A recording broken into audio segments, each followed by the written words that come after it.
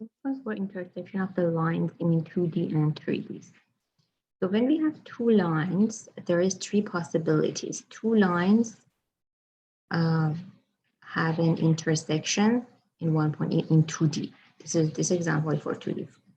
For two-dimensional, they have a point of intersection, or they have a parallel, meaning no point of intersection, no solution, or they are in coincide, infinite number of solution. So let's just look at these three examples.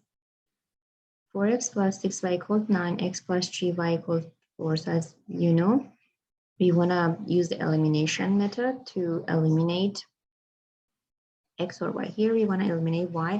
The coefficient of that is 3, the coefficient is 6, means I need to multiply this one by 2. So 2 multiplied by x is 2x, 2 multiplied by 3y is 6y, 2 multiplied by 4 is 8. Now I just put the second one and I minus them. 4 minus 2 is 2x. 6y minus 6y, they cancel. The y will be eliminated. And 9 minus 8 is 1.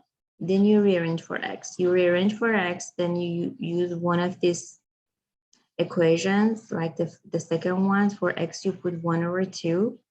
And you need to rearrange for y value. Okay. So, and this will be a point of intersection. So that example is the first one that you have one point of intersection.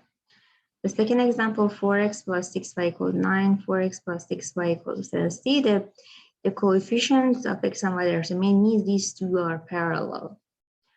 Knowing that they are parallel, there is no solution, no point of intersection, or you can do the elimination. 4x minus 4x is 0, 6y minus 6y is 0. 9 minus 7 is 2. So of course, 0 is not equal to 2, means there is no solution. Looking at that, they are multiple of each other. See, is 4x plus 6y is 10, is 2x plus 3y is 5. If I multiply this one by 2, I'll get the first one, means they are same thing. So if you do the elimination, so divide the first one by 2, 2x plus 3y equals 5. Then 2x minus 2x, 3, so the second one and the first one is divided by 2 is there. We do elimination, 2x minus 2x is 0, 3y minus 3y is 0, 5 minus 5 is 0. Therefore, 0 equal to 0. It is true for any number of x. Therefore, infinite solution. Two lines coincide. Now, when we have a three-dimensional, there are four situation. The first one, these two lines have one point of intersection. The second one, they are parallel. No point of intersection, no solution here. Coincide, infinite number of solution, or here they are a scoot. A scoot means they are not parallel, but there are not, there is no solution as well. There is no point of intersection. So imagine this is a line, this is another line, right? You continue them, so it never reach. So in a 3D space, they are really not parallel, but because they are hovering about each other, there is no point of intersection, never meet each other, so it's no solution. You call it a skew lines. Now here are the method that you can find the solution for the two lines, the point of intersections. First, you have to make sure if they are parallel or not. If they are parallel, you need to determine if they are coincide or not, right? If they are parallel, infinite number of solutions. If they are coincide, if they are coincide. So this is kind of, it should be switched. If they're coincident, would be infinite number of solution, and if they are parallel, is no solution. Make sure you guys, this is for that, this is for that. Now, if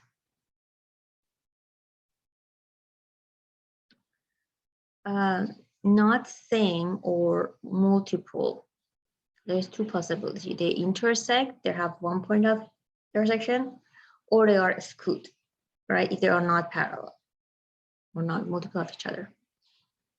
So if there is point of intersection, maybe you will find that, or if this is skewed, we'll see that the left side is not equal to right. So if we do an example, you will see that. Here is an equation. If you have two skew lines and you want to see what is the distance between these two lines, this is the formula you use. P1, P2 dot N divided by the magnitude of the N. So N is the M1 cross M2. M1 is a directional vector for the line 1 and M2 is directional vector for line 2. So basically the N, this N vector N will be perpendicular on both of these two. P1 is on the first line and P2 is a point on the second line. We'll do an example later on that. Okay, let's look at this question. 4x minus 6y equal to negative 10, 6x minus 9y equal to negative 15. As you see, they are, if you divide the first one by 2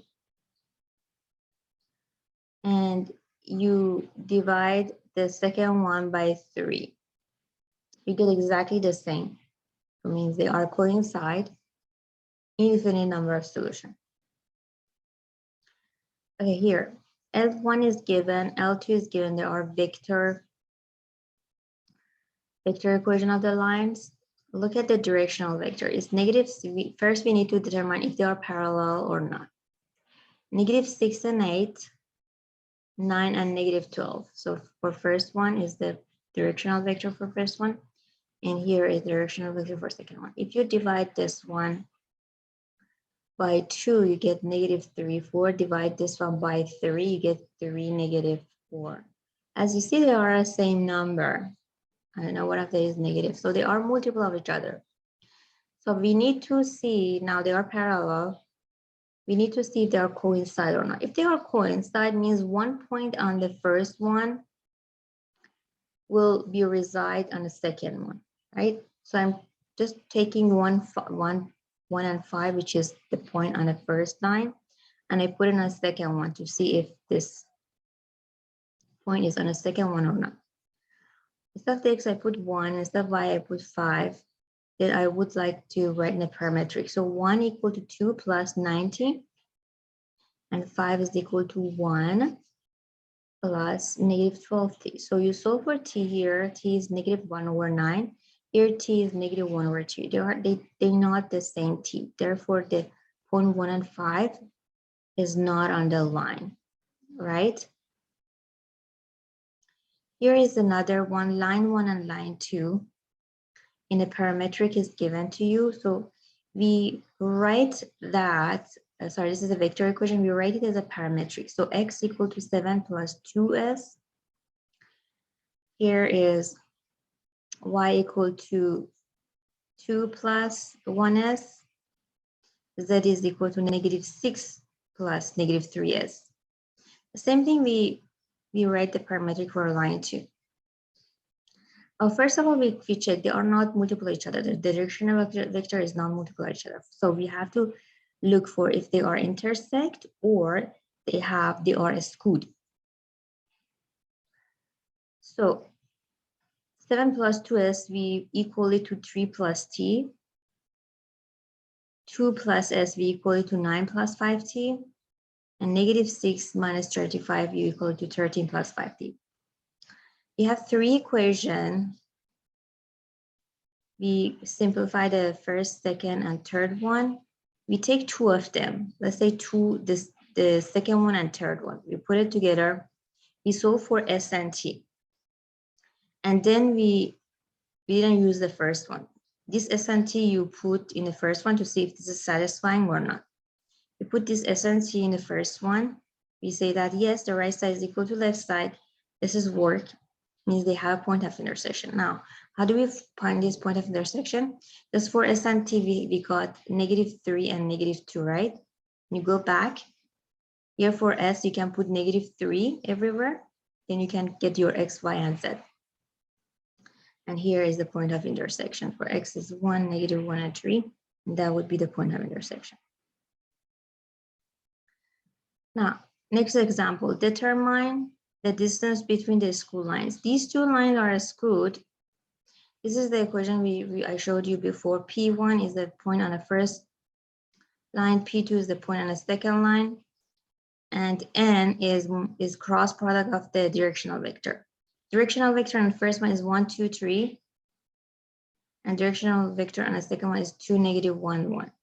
But we cross product. I hope that you remember how to do cross product. This is the cross product we do. P1, P2 is the second point minus the first point. Second point, let's say it is 2 minus 5, 0 minus 4, 1 minus. So I know this is a point on the first line, this is the point on the second line. I can find P1, P2 vector, and we do that. So we have a P1, P2 vector dotted to N. So we have N and P1, P2 vector, we dotted that, divided by the magnitude of N. The magnitude of N here, you know, the x component power 2 plus y component power 2 plus this component power 2 square root. So the dot product, we do it, and that would be the distance between the two screwed vector.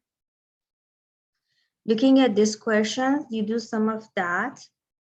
Question 2A, B, C. Question 3, C, D. Question 4A. Question 5A. Question 6A, 7A. And question 8.